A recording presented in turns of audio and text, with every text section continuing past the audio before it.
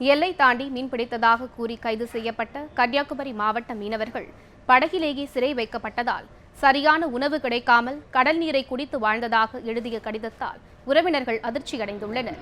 கன்னியாகுமரி மாவட்டத்தைச் சேர்ந்த 31 மீனவர்கள் குஜராத் மாநிலம் மற்றும் துபாய் மீனவர்களுடன் இணைந்து கடந்த நவம்பர் மாதம் ஆஜ்மன் ஷார்ஜா துறைமுகத்திலிருந்து 5 விசைப்படகுகளில் மீன்பிடிப்பதற்காக சென்றுள்ளனர்.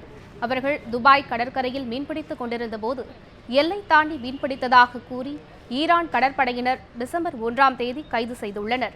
அவர்களை கிரீஸ் என்ற துறைமுகத்தில் படகிலேயே சிறை வைத்துள்ளனர். படகிலிருந்து உணவு தீர்ந்துவிட்ட நிலையில் கடந்த 1 மாதமாக போதிய உணவு, மருந்து, உடை இல்லாமல் தவித்து வந்துள்ளனர். உணவு கிடைக்காமல் கடந்த 1 மாதமாக கடல் நீரை குடித்து உயிர் வாழ்ந்து வருவதாக உறவினர்களுக்கு அவர்கள் கடிதம் எழுதியுள்ளனர். அதனால் மீனவர்களின் உறவினர்கள் சோகத்தில் மூழ்கியுள்ளனர்.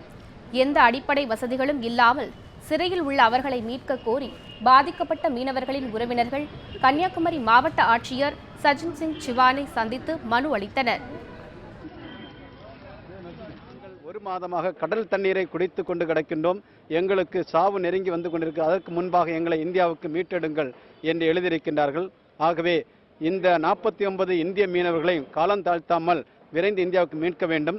அதற்கு முன்னதாக அவர் உயிரை பாதுகாப்ப உணவும் தண்ணீரும் உடனடியாக மத்திய அரசு இந்திய தூதரம் வழியாக வழங்க வேண்டும். சோறுக்கு ஆகாரமே கொடுக்குதாங்கல்ல, வெறும் தண்ணியை தான் கொடுக்குதாங்கல்ல, போட்லேயே வச்சிருக்காங்க.